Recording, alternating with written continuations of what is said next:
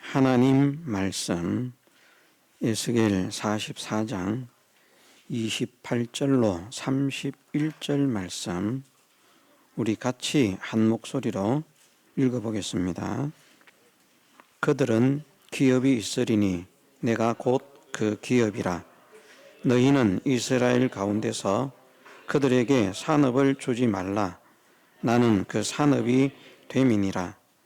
그들은 소죄와 속죄제와 속건제의 제물을 먹을지니 이스라엘 중에서 구별하여 드리는 물건을 다 그들에게 돌리며 또 각종 처음 익은 열매와 너희 모든 예물 중에 각종 거제 제물을 다 제사장에게 돌리고 너희가 또 첫 밀가루를 제사장에게 주어 그들로 내 집에 복이 임하도록 하게 하라.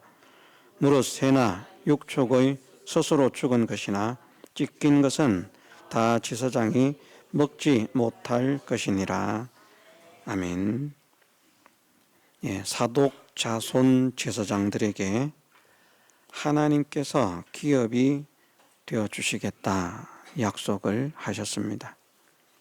우리도 사독 자손 제사장들의 믿음을 본받아서 하나님께서 기업이 되어주시는 그 은혜를 누리기를 원합니다. 우리가 정말 하나님을 믿어야 되겠습니다. 하나님의 능력도 믿고 하나님의 약속도 믿고 하나님의 지혜도 믿고 정말 하나님께서 우리를 사랑하심도 믿고 하나님은 조금도 거짓이 없으심을 우리가 믿어야 되겠습니다. 세상 사람들은 하나님은 존재하지 않는다 그렇게 생각을 하거나 또 아주 무능하고 무익한 그런 존재로 취급을 합니다. 우리는 천하의 그 무엇도 하나님과 비길 수 없이 하나님은 지혜도 뛰어나시고 능력도 뛰어나시고 권세도 뛰어나시고 모든 만물의 주인 되심을 확실히 믿어야 되겠습니다. 세상이 주는 것보다 하나님께서 주시는 것이 큽니다.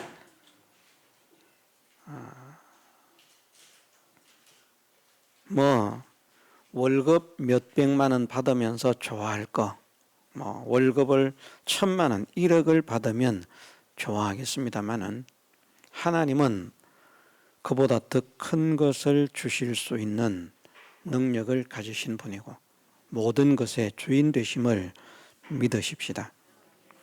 이 하나님께서 사랑하심으로 당신의 모든 것을 상속시켜 주실 때 그 권세도 그 능력도 그 지혜도 그 부여도 우리에게 상속시켜 주실 때 천하의 모든 것들이 믿음의 사람을 멸시하고 대적하던 모든 것들이 그 발 앞에 무릎을 꿇고 머리를 조아리게 될 수밖에 없을 것입니다.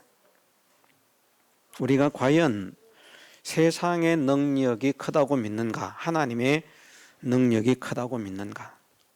세상의 지혜가 크다고 믿는가? 하나님의 지혜가 크다고 믿는가? 세상의 권세가 크다고 믿는가? 하나님의 권세가 크다고 믿는가? 과연 우리는 무엇이 크다고 믿고 있는지 우리 자신들을 잘 돌아보고 점검하고 잘못된 것이 있다면 회개하는 이 시간이 되기를 원합니다. 이스라엘 온 족속이 그렇다여 하나님을 떠났습니다. 이스라엘 온 족속이 그렇해서 하나님을 떠나는 것은 결과적으로 자기 중심 때문입니다.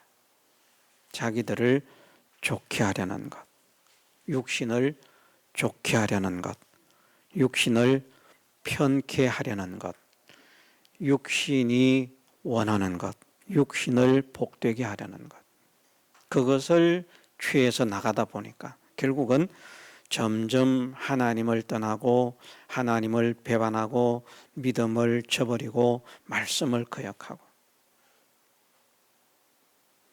사독 자손 제사장들은 내 성소의 직분을 지켰다라고 말씀하시는데, 사독 자손 제사장이 아닌 사람들은 제사를 안 지냈겠습니까? 지냈습니다. 그들도 제사도 지내고요, 그들도 등대에 불을 밝히고, 그들도 떡상에 떡을 진설하고 향단에 향을 피우고 다 합니다. 안 하는 게 아니죠. 그런데 그들이 하는 그 모든 성전에서 성소에서 섬기는 그 직분을 지키는 생활은 하나님을 위한 것이 아니고 자기를 위한 것이고 백성을 위한 것이었습니다. 하나님의 종들이 백성을 위해서 살아야 하는 것, 성도를 위해서 살아야 하는 것 분명한 사실이고, 하나님의 종들이 성도들을 위해서 희생하고 헌신해야 하는 것 마땅하지만, 하나님을 위함으로, 하나님을 사랑함으로 그 모든 것이 되어질 때 그것만 생명의 길이 된다. 이것을 우리가 명심해야 되겠습니다. 모든 말씀은 다 연결이 되거든요. 모든 말씀은 다 연결이 되는데, 목사가 성도들을 사랑해서 성도들을 위해서 목사의 재산 전체를 다 바치고 성도를 살리기 위해서 대신 생명을 내어준다고 할지라도, 그 정도면 사람들은 위대하신 우리 목사님, 훌륭하신 우리 목사님, 정말 존경스러운 우리 목사님 하면서 그 목사를 위해서 생명도 내어 바칠 수 있을지 모릅니다. 목사가 자기를 위해서 재산을 다 바치지 생명을 바치지 그러는데 할 수 있지 않겠습니까? 은혜를 모르는 사람 같으면 모르지만, 은혜를 아는 사람이면 목사님이 우리에게 이렇게 은혜를 베풀어 주신다, 나에게 이렇게 사랑과 은혜를 베풀어 주신다, 어떻게 내가 이 은혜를 갚지, 어떻게 내가 이 사랑을 갚지 하면서 생명까지 내어줄 수 있는 그런 사람 될 수 있습니다. 그런데 그렇게 자신의 전 재산과 생명을 성도를 위해서 희생한다 할지라도 사랑에 의한 것이 아니면 그 사랑은 하나님 사랑이라고 했습니다. 인간의 사랑이 아닙니다. 하나님의 사랑에 의한 것이 아니면 아무 유익이 없다. 성경을 읽고 잘 깨달아서 비밀을 다 드러내고 가르칩니다.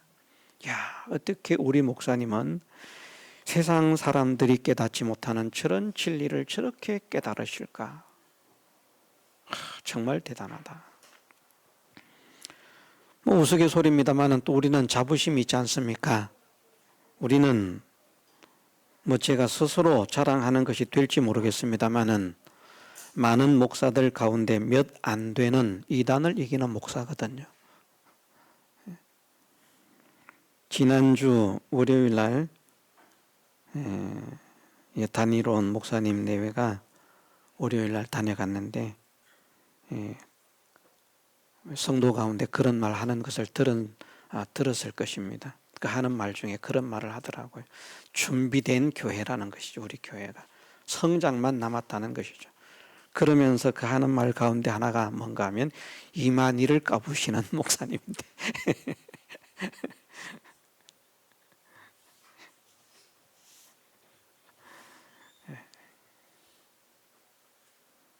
그렇게 진리를 바르게 깨닫고 깊이 있게 깨닫고 바른 말씀을 전하고 하늘의 비밀을 드러낸다고 할지라도 사랑이 없으면, 사랑에 의해서 한 것이 아니면 아무 소용이 없다고 분명하게 말씀하셨습니다. 우리가 성경을 옮길 수는 없습니다. 성경에 그렇게 말씀하셨으면 우리는 그런 줄로 믿어야만 됩니다. 성경에는 그렇게 기록되어 있지만 그러거나 말거나 나는 뭐 하나님 사랑 이런 거는 뭐 별로 모르겠지만 그래도 말씀을 이렇게 잘 깨닫는데 내가 어떻게 내가 성도를 이렇게 사랑해서 성도를 위해서 내 생애 전체를 희생을 하고 내 생명을 아낌없이 희생하는데 내가 왜 실패자라는 말이냐. 그렇게 생각을 하겠습니다마는 하나님의 사랑에 의한 것이 아니면 그 모든 것은 다 무용지물입니다. 그렇게 믿어야 됩니다. 사독 자손 제사장이 아닌 제사장들이 사독 자손 제사장들처럼 성전 생활합니다. 성소에서 섬기는 생활을 합니다. 그런데 그것이 하나님을 사랑하고 하나님을 위한 것이 아니고 자기를 위하고 백성을 위한 것이었다는 것입니다. 그리고 백성들을 위하다가 보니까 백성들이 우상 섬기는 것도 원하거든요. 그래서 심지어 하나님의 성전에 우상의 형상까지도 갖다 놓았고 이방 신상까지도 갖다 놓는, 이것도 섬기고 저것도 섬겨라. 얼마나 좋은 목사입니까? 목사로 말하면 믿고 싶은 대로 믿어라. 믿고 싶은 거 믿어라. 하나님 믿고 싶은 사람은 하나님 믿고, 바알을 믿고 싶은 사람은 바알을 믿고, 담무스를 믿고 싶은 사람은 담무스를 믿고, 뭐 몰렉을 믿고 싶은 사람은 몰렉을 믿고, 믿고 싶은 거 믿어라. 다 갖다 놓고요. 그러니 뭐 성도들은 입맛이 짝짝 다셔집니다. 야, 우리 제사장 좋은 제사장, 훌륭한 제사장, 위대한 제사장, 우리 마음을 속속들이 알아주시는 제사장. 그러면서 더 대우를 하고 더 높이고 더 존경을 하겠지요. 그런데 하나님은 말씀하십니다. 그들은 다 그렇하여 나를 떠났다.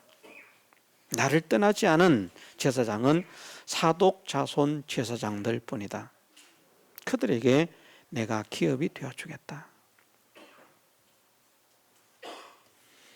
육신을 위해서 사는 길은 멸망길임을 우리가 명심하십시다. 육신을 위해서 사는 길은 멸망길입니다. 계시록 13장에서 바다에서 올라온 짐승이 성도들에게 이마나 오른손에 짐승의 표를 받게 한다고 했습니다. 그 짐승의 표가 무엇인가? 짐승의 표가, 지혜 있는 자는 그 짐승의 표가 무엇인가 하면, 지혜 있는 자는 그 사람의 수인데 그 수를 세어보라. 짐승의 수, 사람의 수 666이다. 짐승의 표가 무엇인가 하면요, 사람의 수라는 말입니다. 그런데 사람의 수인데 왜 짐승의 표라고 말씀을 하시고 있는가? 짐승도 사람입니다. 계시록 13장에서 나오는 바다에서 올라오는 짐승도 사람이고요. 짐승이 아닙니다. 땅에서 올라오는 짐승도 사람입니다. 바다에서 올라오는 짐승은 세상에서 나오는 불신의 세력에서 나오는 사람이고요. 땅에서 올라오는 짐승은 믿음의 사람 속에서 나오는 짐승입니다. 사람입니다. 그런데 땅에서 올라온 그 짐승이 용의 권세를 가지고 7머리 10뿔을 가지고 사람들을 미혹해서 하나님을 회방하고 대적하고 떠나게 만들고요.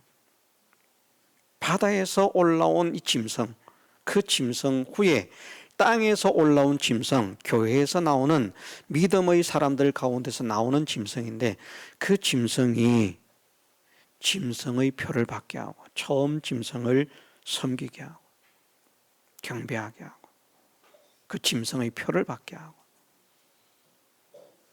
근데 그 표가 무엇이냐? 사람의 수라는 것이죠. 왜 사람을 짐승이라고 말씀하시는가? 성경에 무엇이 짐승입니까? 깨닫지 못하는 자가 짐승이라는 말씀입니다. 깨닫지 못하는 자가. 무엇을 깨닫지 못하는 자? 진리의 비밀을 깨닫지 못하는 자. 참된 하나님 말씀의 진리를 깨닫지 못하는 사람은 멸망하는 짐승이라는 것이죠. 왜 그들이 깨달을 수 없는가? 그들이 깨달을 수 없는 것은 유다서에서는 멸망하는 짐승이 본능으로 아는 것으로 멸망한다는 것. 본능을 따라 산다는 것이죠. 본능을 따라서 사니까 깨달을 수가 없어요. 사람들은 그런 말 요즘 유행하는 것 같더라고요. 무엇에 충실해라? 본능에 충실해라. 마귀 짓입니다.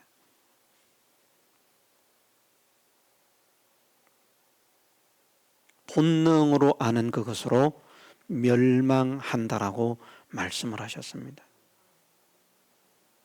깨닫지 못하는 멸망하는 짐승, 이성 없는 멸망하는 짐승이 본능으로 아는 그것으로 멸망한다. 베드로서의 말씀도 마찬가지입니다. 거기도 본래 알지 못하여 멸망하는 짐승, 그 짐승이 나오는데 그것도 결국은 본능입니다. 육신의 쾌락, 향락, 유익, 요것에 도취되어서 그것을 추구하고 그것을 따라가는 사람들. 결국은 짐승의 표를 받을 수밖에 없다는 것이죠. 짐승의 표는 사람의 수라고 했습니다. 사람의 수는 계산이라는 말이죠. 그 수는 미확정적인 계산이 아니라 확정적인 계산이라는 말입니다. 틀림이 없는. 그래서 역사적으로 증명이 되고 통계적으로 증명이 되어서 봐라, 이렇게 하면 성공한다. 이 길로 가면 반드시 행복해진다. 이 길로 가면 반드시 출세를 한다. 출세를 하려면 이 길을 가라. 성공을 하려면 이 길로 가라. 부자가 되려면 이 길로 가라 하고 인류 역사에서 확정된 인간의 계산법으로 나오는 그 확정된 방법이 있다는 말입니다. 계산이. 그게 짐승의 수입니다. 수. 그게 아니면 매매를 못하는 것으로 생각을 합니다. 짐승의 표를 받지 않으면 매매를 못하게 한다. 매매를 해야 먹고 살고, 매매해야 부자가 되고, 매매를 해야 성공을 하고, 매매를 해야 유익을 얻는데 매매를 못하게 하는 것처럼 보이니까 그만 세상의 성공도, 세상의 유익도, 세상의 행복도, 세상의 권세도, 세상의 폭료도 다 물 건너가는 것 같습니다. 그러니까 그걸 놓치기가 아까우니까 그 수를 붙들 수밖에 없는 거예요. 계산적인 사람은 신앙의 승리를 이룰 수 없습니다. 우리가 계산하면 안 됩니다. 그 수라는 말이 계산, 인간 계산법이 들어가면 안 됩니다. 성경 모든 곳에서 믿음의 사람들이 믿음으로 승리하는 방법은 계산하지 않고 순종하는 것이었습니다. 이 많은 재물을 내가 다 양보하면 나는 어찌 되나? 좋은 땅이 있는데 내 조카가 좋은 곳을 먼저 선택하면 나는 어찌 되나? 그런 계산 따라서 사람들은 살아갑니다. 그런데 하나님의 사람들은 인간의 계산을 가지고 살지 않았습니다. 아무리 좋은 것이라도, 아무리 유익된 것이라도, 아무리 큰 것이라도 믿음을 요구하시는 하나님의 말씀 앞에는 그 모든 것들을 다 던져버렸습니다. 우리가 하나님 말씀 앞에 자기의 생명까지 던질 각오를 할 때 믿음의 승리를 이룰 수 있다는 거 믿지 않습니까? 하나님 말씀 앞에 살기를 바라면 믿음의 걸음을 걸을 수 있습니까? 없습니까? 못 걷죠. 죽인다고 위협하면 다 양보할 거 아닙니까? 풀무불 오면 어떻게 하겠습니까? 사자굴이 우리 앞에 오면 어떻게 하겠습니까? 하나님 말씀 순종하면 저 굶주린 사자굴에 던져 넣을 것이다. 사자도 한 마리도 아니고 우르르 하는데, 한 마리 같으면 어떻게 잘 싸워서 잡아볼 수도 있을 텐데.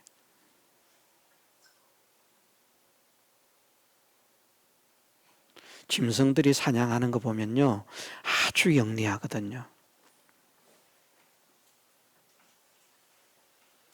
그래서 짐승들이 사냥을 하면 한 마리씩 차례로 공격하지 않습니다. 한 마리는 앞쪽에서, 한 마리는 옆쪽에서, 또 한 마리는 반대 옆쪽에서, 또 한 마리는 뒤쪽에서 한꺼번에 덤비거든요. 살아남지 못합니다. 어떻게 믿음을 양보하지 않을 수 있겠습니까?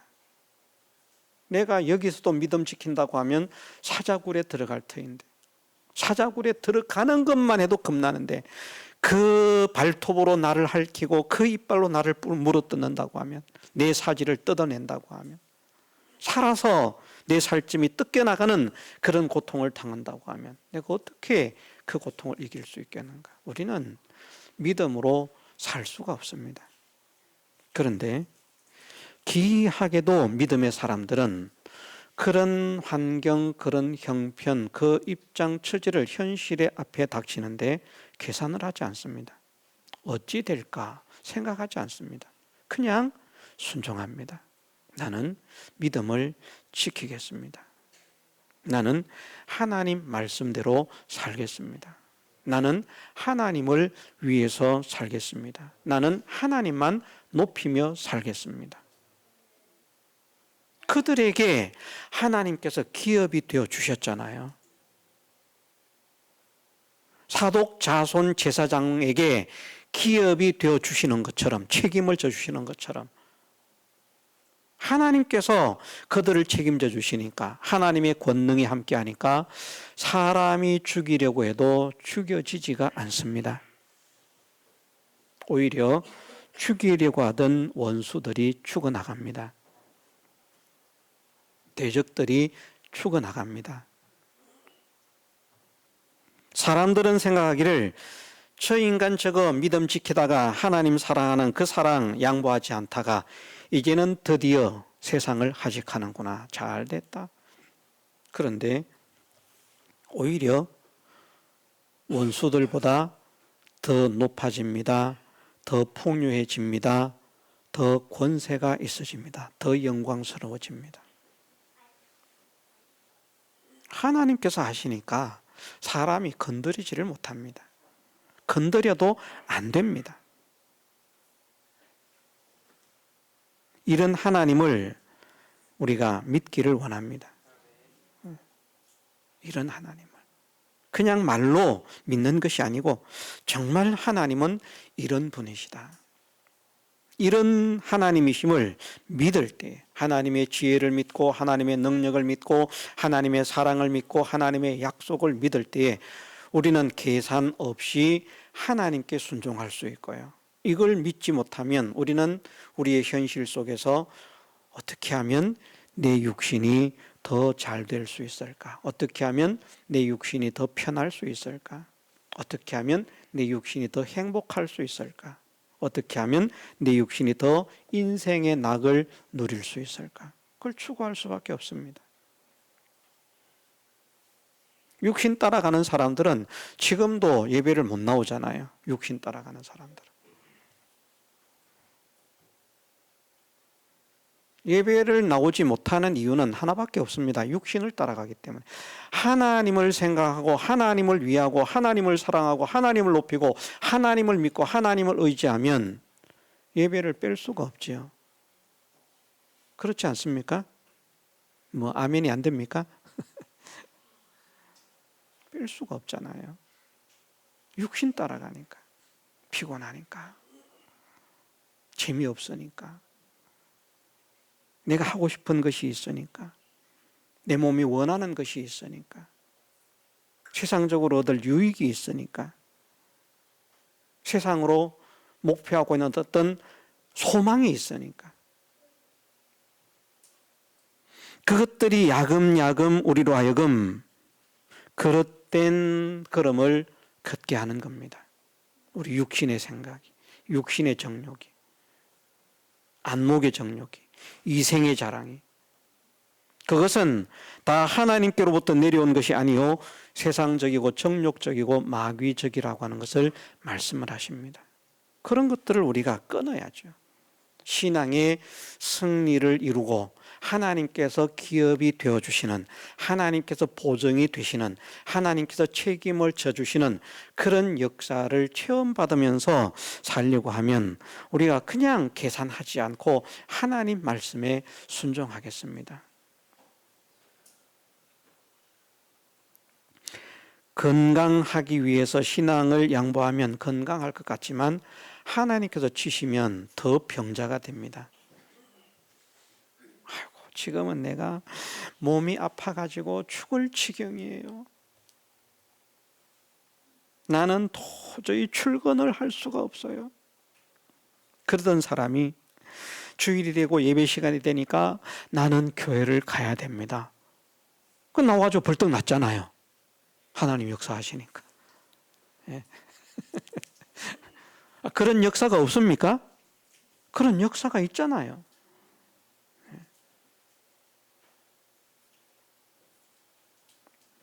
병원도 약도 수술도 사람도 모두가 손을 놓고 죽을 수밖에 없다고 선고를 한 그런 사람도 자기의 생명을 내어 던지고 믿음으로 살겠다고 소원하고 작정하고 힘을 쓰니까 그 병들이 흔적도 없이 사라지는 그런 역사도 체험받지 않습니까? 하나님은 하시거든요. 우리가 믿는 하나님이 그런 분입니다. 그런 하나님께서 기업이 되어주시면, 책임을 져주시면 무엇이 부족하겠습니까? 무엇이 아쉽겠습니까? 우리는 이 믿음을 가지십시다. 하나님, 사람들은 사람의 눈치를 봅니다.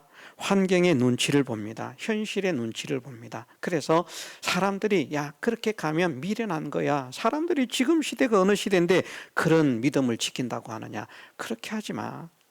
지금은 이렇게 하는 게 지혜로운 거야. 저렇게 하는 것이 지혜로운 것이야. 그렇게 말을 한다고 할지라도 그런 사람들의 말에 휘둘리지 않고 그런 사람들의 말에 휘둘리지 않고 하나님께서 원하시는 하나님께서 명령하신 하나님 말씀대로의 신앙의 걸음을 걷게 하옵소서. 그 사람만 믿음의 정로를 걸어갈 수 있습니다. 그 사람들을 하나님께서 책임져 주신다는 거예요. 그것을 사독, 자손, 제사장들을 통해서 보여주시는 겁니다. 내가 너희를 책임지겠다. 그래서 에스겔 48장에 보면요, 이제 구원의 백성들에게 땅을 나누는 것에 대한 그런 계시적인 말씀이 있는데 그 이스라엘 지파들이 받는 그 중앙에 계시록 48장 10절 11절 말씀에 보면 이 드리는 거룩한 땅은 제사장에게 돌릴지니 북편으로는 장이 2만 5천 척이요 서편으로는 광이 1만 척이요 동편으로는 광이 1만 척이요 남편으로 장이 2만 5천 척이라. 그 중앙에 여호와의 성소가 있게 하고 이 땅으로 사독 자손 중 거룩히 구별한 제사장에게 돌릴지어다. 그들은 직분을 지키고 이스라엘 족속이 그릇할 때에 레위 사람의 그릇한 것처럼 그릇하지 아니하였느니라. 아멘. 그릇된 길을 가지 않았기 때문에 하나님 나라의 최중앙에 그 자리를 우리 제천시에도 말입니다. 금싸라기 땅이 있지 않습니까? 그곳이 어디입니까? 그 시점에서는 가장 좋은 땅이 어디입니까? 비싼 땅. 저 변두리가 비쌉니까? 어디가 비쌉니까? 중심지가 비싸잖아요. 번화가 중심지가 비싸잖아요. 딱 이렇게 말을 할 수 없지만 예를 들면 천국에도 저 변두리 땅이 있고 예? 번화가 땅에 있는데 번화가 땅을 누가 차지하는가? 누가 차지한다고 여기 말씀을 하시고 있습니까? 사독 자손에게. 사독 자손 제사장들에게. 왜요? 그들은 레위 사람들이 그릇된 길을 갈 때에 그릇된 길을 가지 않았기 때문에, 신앙의 정로를 지켰기 때문에, 믿음의 정절을 지켰기 때문에, 하나님께 대한 신앙의 절개를 지켰기 때문에, 우리는 육신의 생각이 신앙을 양보하게 한다는 사실을 믿으십시다. 그러므로 육신의 생각을 죽여야 됩니다. 육신의 정욕을 죽여야 됩니다. 인간의 생각을 죽여야 됩니다. 인간의 계산을 죽여야 됩니다. 나는 수시로 자꾸 무슨 일이 있을 때마다 인간적인 계산이 자꾸 나옵니다. 이렇게 하면 내가 어찌 살고 내가 어찌 살고 내가 어찌 알고 어찌 알고, 하나님께 맡길 수 있도록 은혜를 주옵소서. 정말 하나님께서 나를 사랑하시고 나를 책임져 주실 것을 믿고 하나님께 맡기고 하나님을 의지해서 나아가는 믿음의 사람이 되게 하옵소서. 내 생각과 내 계산대로 살지 않게 하시고 육신의 소원대로 살지 않게 하시고 하나님의 소원을 따라 살아가는 남은 생애가 되게 하옵소서. 기도하면서 사독 자손 제사장들처럼 우리도 그릇된 길을 벗어나서 믿음의 정로를 걸어 하나님께서 기업이 되어주시는 그 영광과 그 복을 누리게 되시기를 주님의 이름으로 축원합니다. 다 같이 통성으로 기도드리겠습니다.